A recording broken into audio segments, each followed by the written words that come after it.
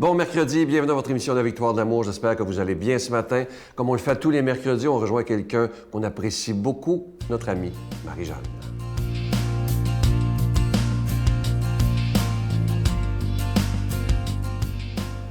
Bonjour à tous, j'espère que votre matin est beau et ensoleillé, dans tous les sens, peu importe qu'il fasse beau ou pas. Et ce matin, parlant de soleil et de beauté, me venait l'envie de parler avec vous de ce qu'on appelle la contemplation. Alors, vous savez, on entend souvent ça, cette phrase-là, « Ah oui, c'était une femme ou un homme contemplatif ou contemplative ». Mais en fait, j'ai réalisé avec le temps que certains, on avait tous en fait ce petit côté de contemplateur, où on va regarder, où on va se laisser comme imprégner de l'intérieur par quelque chose. Alors évidemment, certains l'ont plus fort que d'autres, peut-être naturellement, mais en fait, je pense que c'est un peu un secret qui garde l'intérieur de l'âme toujours à l'affût de la beauté de ce que la vie donne. Et moi, mon expérience de contemplation, je pense qu'elle a toujours été là parce que je trouvais tout beau tout le temps, mais dans la nature plus particulièrement. Et l'été où je suis allée au Nouveau-Brunswick, il y a quelques années, j'ai passé un été au Nouveau-Brunswick, et là, je suis tombée en amour, je dirais, avec la mer, avec l'océan presque, à cet endroit-là, avec ce grand espace de calme où tu vois de l'eau à perte de vue, où tu as comme un effet de liberté qui s'empare de tout ton être. Et donc, cet été-là, je la regardais sans me lasser, la mer, et je me disais, c'est drôle, c'est comme ça que j'ai compris la contemplation, c'est drôle, pourquoi est-ce que je m'en lasse jamais? Pourquoi est-ce qu'on dirait que, j'imagine que si j'habitais là, ça deviendrait un enjeu, on la verrait plus, mais quand même, tout l'été, je me suis dit, c'est drôle qu'on ait cette attirance constante que le regard porte vers l'horizon. Et en fait, j'ai comme eu l'impression qu'il y a une subtilité dans les choses qui fait que quand tu es à l'affût, la mer, elle n'est jamais tout à fait pareille. Elle a l'air toujours pareille, mais elle n'est jamais tout à fait la même. C'est jamais tout à fait la même eau, jamais tout à fait la même couleur de ciel, l'état des vagues est jamais le même. Et en fait, j'ai commencé à me dire, avec les gens que je rencontre, c'est un peu la même chose. Avec les gens que je côtoie constamment, c'est un peu la même chose. Même avec ma vie intérieure, c'est la même chose aussi. Chaque personne que je rencontre, c'est comme un océan que je contemple, un océan de mystère, parce qu'il y a une profondeur que je ne connais pas, que je devine, mais que je ne connais pas. Et à la surface, parfois, on dirait qu'il ne se passe rien, que c'est toujours la même chose, mais c'est que c'est dans la profondeur que les choses changent, que les choses évoluent, grandissent, bougent. Et je pense que c'est un secret aussi que je me suis dit qu'il faut que je me le rappelle plus souvent même, de toujours contempler l'autre avec moi, de toujours prendre le temps de me dire, il n'est pas acquis, il n'est pas coincé dans une boîte pour toujours. Cette personne a une profondeur, a une grandeur que je ne connais pas, que seul Dieu connaît, que seul Dieu peut sonder. Et avec l'espérance aussi, que justement, si j'apprends à remarquer toutes les petites subtilités dans la fidélité dans le temps, à ces gens-là, à ces choses-là, va me venir ce mouvement de contempler l'autre, de vouloir continuer, de le regarder à travers les yeux de Dieu. Et sur ce, je vous souhaite de contempler votre journée et à très bientôt. Notre Père qui es aux cieux, que ton nom soit sanctifié, que ton règne vienne, que ta volonté soit faite sur la terre comme au ciel. Donne-nous aujourd'hui notre pain de ce jour. Pardonne-nous nos offenses comme nous pardonnons à ceux qui nous ont offensés. Ne nous laisse pas entrer en tentation, mais délivre-nous du mal, car c'est à toi qu'appartient le règne, la puissance et la gloire pour les siècles des siècles. Amen. Mon Père, je m'abandonne à toi. Fais de moi ce qu'il te plaira. Quoi que tu fasses de moi, je te remercie. Je suis prête à tout, j'accepte tout, pourvu que ta volonté se fasse en moi, en toutes les créatures. Je ne désire rien d'autre, mon Dieu. Je remets mon âme entre tes mains. Je te la donne, mon Dieu, avec tout l'amour de mon cœur, parce que je t'aime, et que ce m'est un besoin d'amour de me donner, de me remettre entre tes mains, sans mesure, avec une infinie confiance, car tu es mon Père.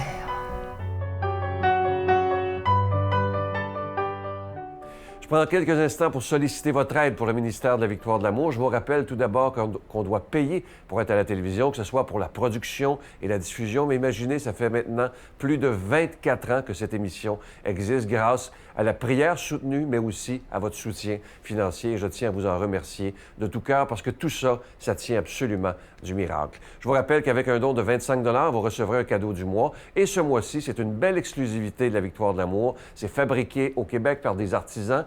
Vous ne le trouverez pas en magasin. Il s'agit du pendentif de Jésus ressuscité, plaqué nickel argenté et orné d'un petit zircon. Comme toujours, ce pendentif, il est déjà béni. Vous le recevrez avec un don de 25 $ et si vous en voulez deux, parce que ça se donne vraiment bien en cadeau, c'est avec un don de 40 $. Je vous donne l'adresse. La Victoire de l'amour, case postale 120, succursale Boucherville à Boucherville, le J4B 5E6, je vous la redonne. La Victoire de l'amour, case postale 120, succursale Boucherville à Boucherville, le J4B 5E6. Également par téléphone, par carte de crédit. Pour la période estivale, c'est du lundi au jeudi de 8h à 17h dans le 514-523-4433, 523-4433 ou sans frais le 1-888-811-9291, 1-888-811-9291 et aussi sur notre site Internet qui est une manière très sécure, efficace et rapide de faire votre don. C'est le www.lavictoiredelamour.org. Alors, je vous rappelle que c'est le pendentif de Jésus ressuscité. Il est plaqué nickel argenté, orné d'un petit zircon et déjà béni. Merci de votre générosité.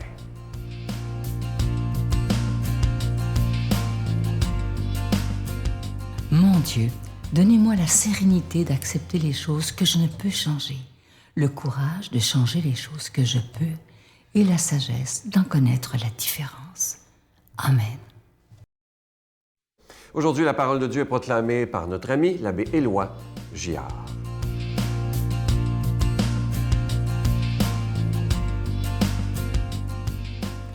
Et bonjour mes amis, bon matin à vous. Nous voilà déjà au 21 août et ça sent la rentrée des classes pour les jeunes du cégep et de l'université. Ceux qui sont au primaire et secondaire vont suivre dans à peu près 2 semaines. Le temps file inexorablement. Espérons que l'été nous réserve encore beaucoup de belles journées, comme le printemps a été plutôt moche cette année. Et l'Évangile de Jésus, c'est celui de l'ouvrier de la dernière heure. Lui, il ne s'est pas cassé la tête, il n'a pas travaillé fort cette journée-là.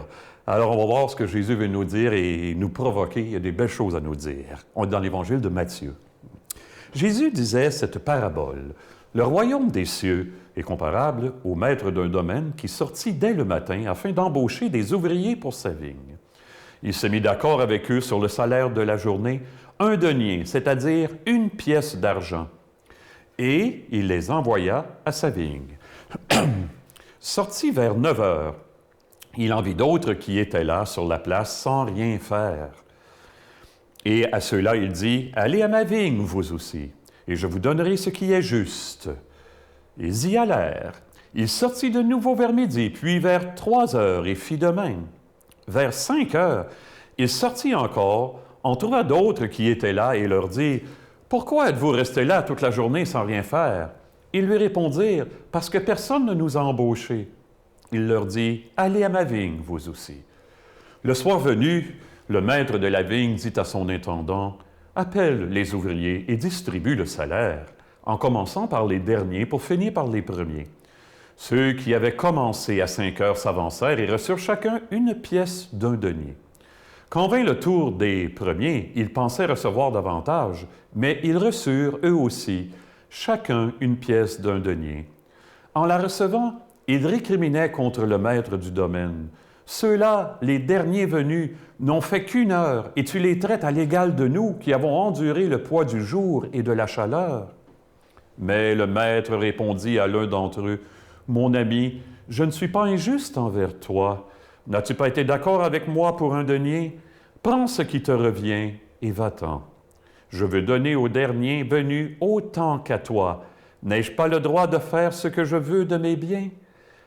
Ou alors ton regard est-il mauvais parce que moi, je suis bon? C'est ainsi que les derniers seront premiers et les premiers seront derniers. » Ah, c'est certainement une des paroles les plus déroutantes. Je m'intéresse sur le net ces temps-ci à un jeune Français, un récent converti, qui s'appelle Alexis Masson. Je ne sais pas si vous connaissez. C'était un athée pur et dur, pourrait-on dire, qui s'engageait à convertir des chrétiens à l'athéisme. Pour lui, c'était impossible d'être intelligent et d'être chrétien.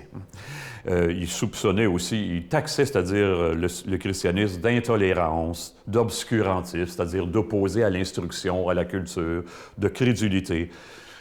Enfin, il n'y avait pas grand-chose de positif dans la religion chrétienne à ses yeux. Tout à coup, il entre en philo à l'université, il rencontre un bonhomme qui était chrétien et qui était intelligent et articulé. Ça l'a beaucoup surpris, ça a commencé à l'ébranler. Mais il continue dans son chemin, dans son trajet, et il s'engage un été à sortir toutes les contradictions, tout ce qui n'a pas de bon sens dans la Bible, et à mettre ça à la figure de tous les chrétiens. Un soir qu'il était en train de faire sa besogne, il se sent entouré, il se sent porté tout à coup, et une voix lui dit « Alexis, tu es pécheur, mais je t'aime quand même. Je te pardonne, je t'aime quand même. » Le v'là retourné complètement. Il n'aurait jamais imaginé qu'il puisse y avoir une présence qui vienne le chercher et le transformer comme ça. Voilà un ouvrier qui n'est peut-être pas de la dernière heure, mais qui maintenant fait beaucoup pour Dieu, et je trouve ça très, très correct. Et s'il ne s'est pas converti avant, c'est parce qu'il avait grandi dans un milieu complètement athée. Hey, il y a d'autres exemples dans l'Évangile de situations où on a des gens qui se convertissent à la dernière minute. Prenons le bon larron, c'est l'exemple le plus parlant en ce sens-là. Vous vous souvenez, le bon larron sur la croix? Il dit à Jésus, « Souviens-toi de moi quand tu seras dans ton royaume. » Jésus lui dit, « Aujourd'hui, avec moi, tu seras dans le paradis. » Ce n'est pas la dernière heure, ça, c'est la dernière minute entre nous deux. Et je ne suis pas jaloux du tout de lui. Bien au contraire, tu vas découvrir l'amour comme tu ne peux pas t'imaginer. Un jour, mes amis, tout sera réconcilié en Dieu. En attendant, là, fais de nous, Seigneur, des instruments de ton amour, parce que c'est de toi seul, que va venir le salut pour tous. Je disais il n'y a pas longtemps, vous souvenez-vous, une petite parabole de Thérèse de Lisieux. C'est seulement ce qui est éternel qui peut nous contenter. Et c'est l'amour qui est éternel. Qu'il nous bénisse au nom du Père, du Fils et du Saint-Esprit, et qu'il nous fasse vivre une très belle journée. À bientôt tout le monde. Je vous salue Marie, pleine de grâce. Le Seigneur est avec vous. Vous êtes bénie entre toutes les femmes, et Jésus, le fruit de vos entrailles, est béni. Sainte Marie, Mère de Dieu, priez pour nous pauvres pécheurs, maintenant et à l'heure de notre mort.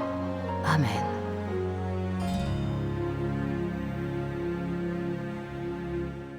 Je vous laisse avec une belle pensée de Gandhi qui dit ceci. Écoutez bien. « Vis comme si tu devais mourir demain et apprends comme si tu devais vivre pour toujours. » Et ça, c'est tellement vrai. Moi, je connais des gens très âgés qui continuent de lire, qui continuent de prendre des cours à 80 quelques années. C'est absolument extraordinaire et ces gens-là restent vivants et mordent dans la vie. Je vous rappelle, je vous en parle depuis déjà une semaine. Vous savez que vous pouvez suivre la Victoire d'amour maintenant sur Instagram. C'est depuis à peu près 1 mois et demi, 2 mois qu'on y est. Vous savez que Facebook, c'est plus de 290 000 personnes qui nous suivent. Et maintenant, avec Instagram, évidemment, c'est gratuit.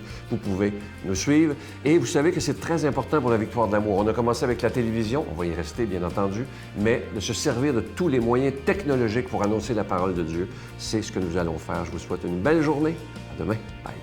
Ouais. Et si on cherche Dieu à l'extérieur, on ne le trouvera jamais. Il est beaucoup plus près. Il est dans l'intimité la plus grande. C'est ce que saint Augustin disait. Dieu plus intérieur que le plus intime de moi-même.